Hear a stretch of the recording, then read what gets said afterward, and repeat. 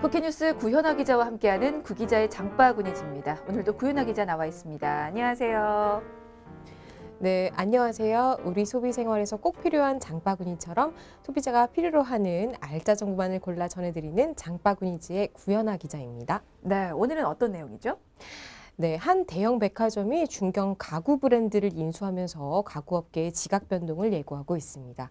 네, 소모품까지 가구로 보는 홈퍼니싱 시장이 대세로 자리 잡으면서 가구업계에서는 소비자에게 더 가깝게 다가갈 수 있는 유통 채널의 중요성이 더욱 커지고 있는데요. 그 니즈를 정확히 읽은 것이죠.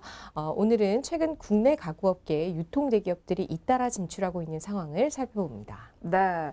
얼마 전이었습니다. 유통 공룡으로 불리는 한 기업이 이 가구 업체를 인수했는데요. 당시 인테리어 그리고 가구 업계 또 M&A 업계에서 아주 핫 이슈였습니다. 그 내용부터 좀 살펴보고 가겠습니다. 어떻게 이런 깜짝 인수가 진행될 수 있었던 걸까요? 그러게요. 한번 살펴볼까요? 네, 이 유통기업은 한 중견 가구 회사의 지분 681만 주, 시가 1,800억 원어치를 취득해서 대주주 지위로 깜짝 올라섰는데요.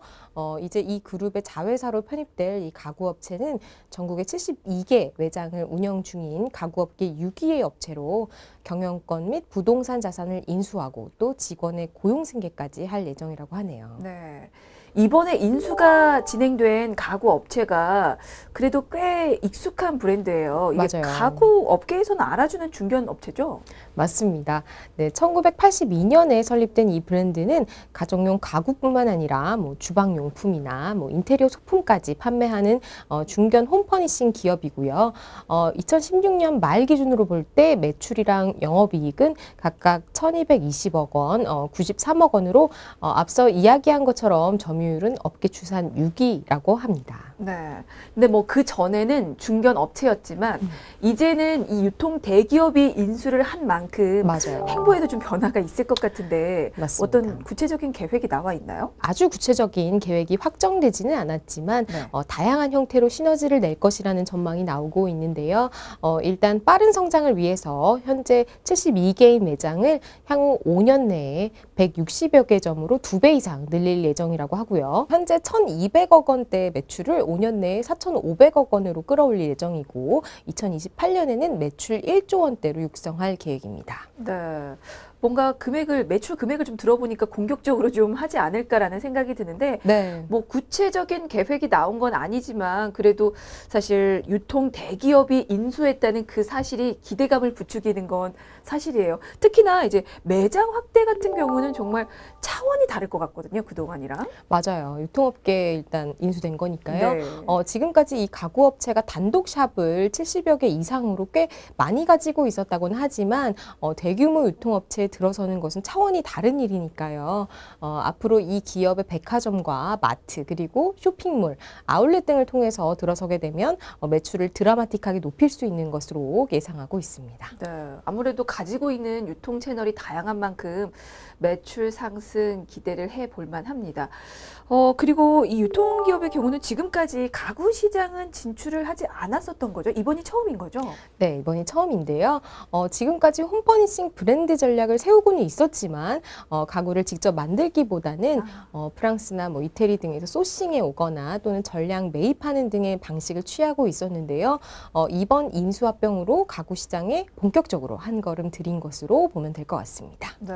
근데 이렇게 되면 다른 가구 업체들도 상당히 긴장할 것 같은데요? 네, 맞습니다. 매우 긴장하고 있어요. 네. 그리고 앞으로 토종기업뿐만 아니라 외국계와도 치열한 경쟁을 할 것으로 예상이 됩니다. 네.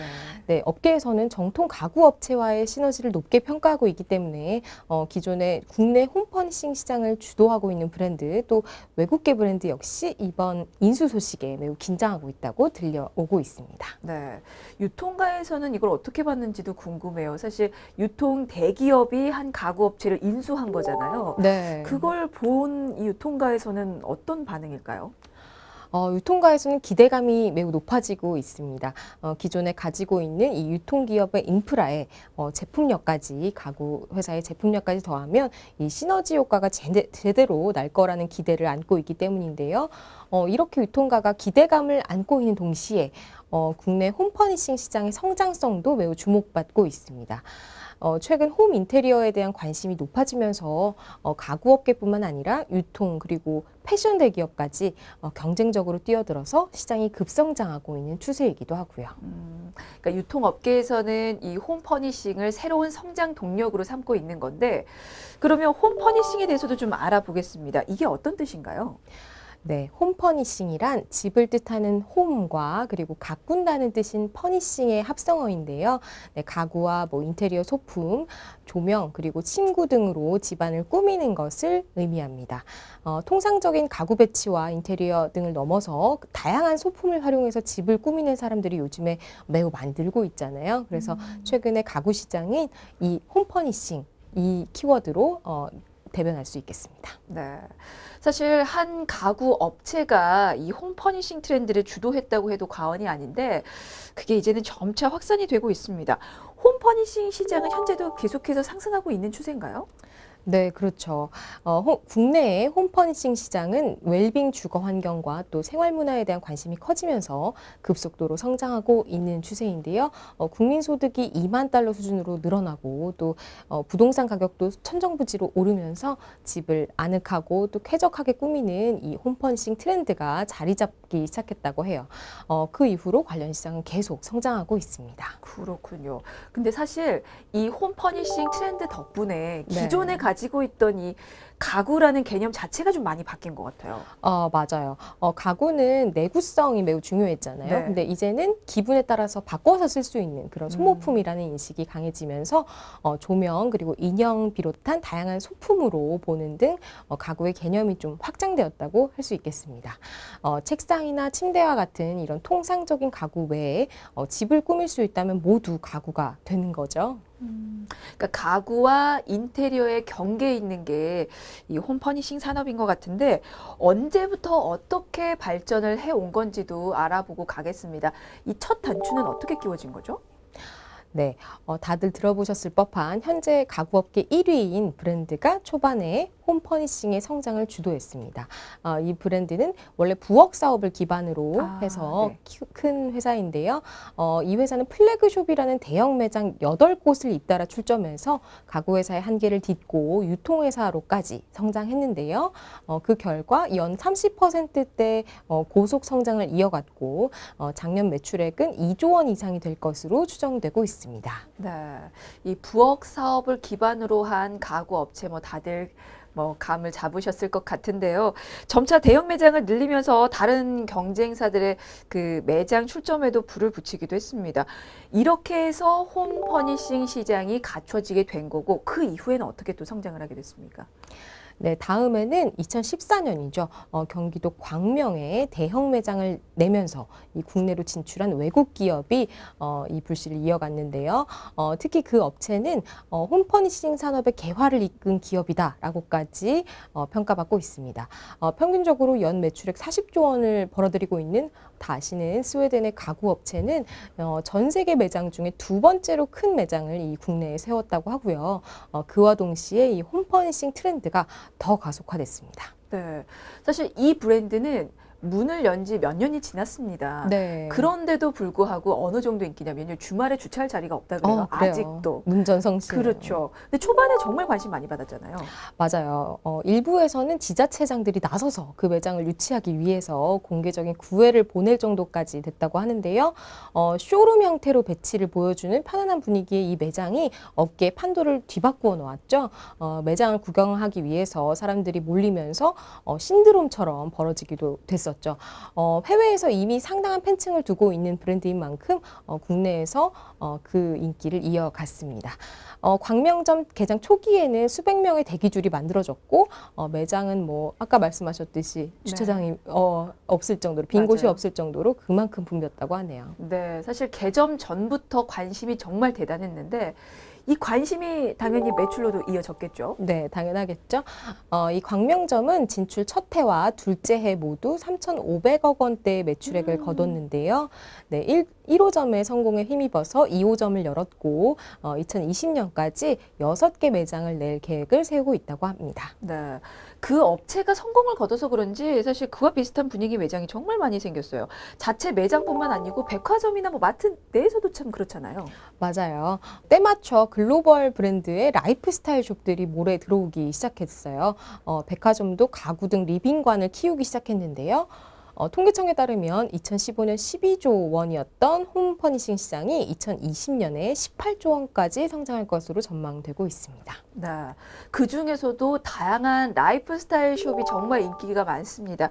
이게 구경하는 재미도 쏠쏠하고요. 고를 때 가격도 부담이 없더라고요. 맞아요. 대형 쇼핑몰뿐 아니라 마트에서도 만날 수 있어서 소비자들에게 선호도가 높은데요. 자연주의 컨셉의 한 인테리어 샵은 연매출 2,100억 원대의 라이프스타일 브랜드로 성장했고요. 침대와 서랍장, 소파 등의 소가구와 또 인테리어 소품을 제공하는 쇼핑숍 형태의 전문점, 또 해외 직수입 상품을 주로 취급하는 라이프숍들도 인기입니다. 네. 자, 이렇게 계속해서 성장하고 있는 홈 퍼니싱 시장에 대해서 살짝 살펴봤고요. 자, 다시 원 주제로 돌아와서 가구업체를 인수한 유통기업들 상황 살펴보도록 하겠습니다. 최근에 중견가구업체를 인수한 대기업 말고 몇 년 전에도 한 대기업이 가구업체를 인수해서 몸집을 불려나간 적이 있었죠? 맞아요. 매우 큰 사건이었는데요. 한 백화점 그룹이 이 가구 업체를 인수하면서 쇼룸이 있는 플래그샵과 단독샵을 더 늘리는 동시에 매장을 백화점과 아울렛에 입점시키면서 크게 확장했는데요. 이 같은 시너지에 따라서 인수 당시에 5,049억 원이던 이 매출이 지난해 8,700억 원으로 늘어났을 것으로 예상되고 있습니다. 유통대기업이 이 한 가구 브랜드를 업계 2위로 재탄생시킨 그런 사례죠. 네. 그러니까 인수해서 정말 재탄생시켰다라는 평가를 얻을 만큼 성공을 한 건데, 네. 그러면 또 다른 가구 브랜드도 인수할 계획이 있지 않을까라는 생각도 좀 드는데 어떤가요? 네, 맞습니다. 그래서 지난해에는 이 유통업체가 미국 프리미엄 홈퍼니싱 브랜드와 국내 단독 유통 계약을 맺고 이 홈퍼니싱 시장에도 진출해서 시너지를 내고 있는데요. 이 기업은 미국 최대 홈퍼니싱 기업으로 스웨덴 가구 브랜드와는 다르게 고가를 취급해서 고객층이 조금 다르다는 특징이 있습니다. 네. 이 미국 가구업체 브랜드를 단독으로 들여와서 판매를 하면서 이게 구매층을 늘린 건데요. 점점 몸집이 좀 커지고 있는 것 같아요. 네, 이런 성장세에 힘입어서 이 브랜드도 자사 백화점과 아울렛 등에 입점시켜서 영향력을 확대하고 있고요. 지난해 9월에는 그룹 내 물류 계열사이자 산업자재, 또 건설자재를 유통하는 건설자재 기업을 흡수해서 합병했거든요. 그래서 덩치를 키웠는데요. 이 회사의 2016년 매출액은 5,300억 원으로 2009년 설립 이후 연평균 18%대 와. 성장을 보였다고 합니다. 그렇군요. 네, 단순 계산으로 이제 1조 3천억 원대 매출 달성이 예상되고 있어서 가구업계 1위와의 매출 격차를 매우 좁혀가고 있습니다. 네. 자, 이렇게 알아본 두 업체 말고 또 다른 유통기업도 이 다른 가구 업체와 협력 중이라고 하던데요. 네, 맞아요. 다른 백화점 기업 역시 자사 아울렛을 가구 매장 인근에 입점해서 마치 쇼핑숍 전문점인 것처럼 활용하고 있는데요. 광명에 있는 아까 말씀드렸던 외국계 가구 업체 옆에 아울렛을 내는 방식으로 일종의 윈윈 전략을 예고했고요. 또 2호점은 이 협력의 단계를 높여서 인근이 아니라 아예 아울렛과 복합 매장을 만들었습니다. 층만 다르게 해서 들어간 거죠. 결국 이 스웨덴 가구업체의 집계 효과를 이 유통기업의 아울렛도 누리게 하고 있다는 거죠. 네, 그렇군요. 이렇게 가구업체와 유통기업이 뭐 합병을 한다든지 인수까지는 아니더라도 뭐 나름대로 연합전선을 형성해 나가고 있는 건데 그러면 그에 따른 매출 상승 효과도 보고 있는 겁니까? 네, 매출이 매우 올랐다고 하는데요. 가구 매장과 붙어있는 이 아울렛 광명점은 스웨덴 가구 브랜드로 인해서 지난해 20대 고객의 매출 신장률이 10%포인트 늘어나는 등 젊은 고객의 유입이 늘고 있고요. 이렇게 협력의 효과를 보고 있습니다. 또 이 기업의 계열사인 대형마트 역시 2015년에 홈퍼니싱 전문 매장을 런칭하고 2016년 5월에는 주방용품 전문 특화 매장을 런칭하면서 쇼핑숍 형태로 입점해서 좋은 반응을 얻고 있다고 해요. 네. 자, 이렇게 유통기업과 가구업계가 인수합병뿐만 아니라 협력까지 이어나가고 있는데요. 가구업계 입장에서는 아무래도 유통시장 확대가 필요하기 때문에 환영하는 분위기지 않을까 싶은데 어떤가요? 네, 맞아요. 그동안 내구성이나 재질 등 제품력으로 승부하던 가구 이 회사들도 이제는 소비자와의 접점을 더 늘리는 방식으로 키우기 위해서 유통 채널 확대에 주력하고 있으니까요. 유통 채널의 중요성이 갈수록 커지고 있는 상황에서 이 유통기업들이 가구 시장에 뛰어드는 것도 마찬가지로 환영할 만한 일이죠. 그럼 앞으로 이런 유통기업이 인수한 가구 브랜드들이 업계의 성장세를 좀 이끌어 나갈 수 있을까요? 그럴 것 같습니다. 국내 가구 시장은 여전히 비브랜드 가구가 70%가량을 점유하고 있지만 브랜드 가구의 점유율이 지속적으로 늘고 있기 때문에 이 브랜드 가구 업계의 성장세도 이어질 것으로 보이는데요. 물론 이 과정에서 브랜드끼리 경쟁은 치열해지겠지만 결국 전체 브랜드 가구 시장 규모를 키우는 효과를 낼 것으로 예상됩니다. 홈 퍼니싱 산업은 어떤가요? 역시 계속해서 성장 추세라고 보고 계시나요? 네, 홈퍼니싱 산업도 앞으로 전망이 밝은데요. 국민 소득이 상승하면서 아무래도 집을 안락하게 꾸미고 싶은 욕구가 늘어나면서 이런 추세를 보일 것 같습니다. 1인 가구가 늘면서 소비층도 점차 두터워지고 있기 때문에 앞으로도 계속 성장할 것으로 보입니다. 네. 근데 사실 한 가지 우려되는 점이요. 이 유통사들이 다 대기업이라는 점입니다.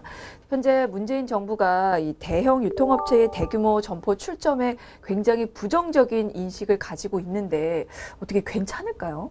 네, 아이러니하게도 정부의 그런 우려와 부정적인 인식 역시 어떻게 보면 호재라고 할 수도 있을 것 같습니다.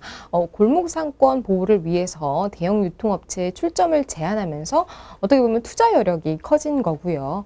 결과적으로 새롭게 진출하는 홈퍼니싱 분야에도 투자할 수 있으니까요. 앞으로 공격적인 행보를 예상해 보겠습니다. 네. 자, 이제 가구 시장까지 품어하는 유통업체들에 대해서 살펴봤는데요. 다음은 또 어떤 시장을 품을지 기대가 됩니다.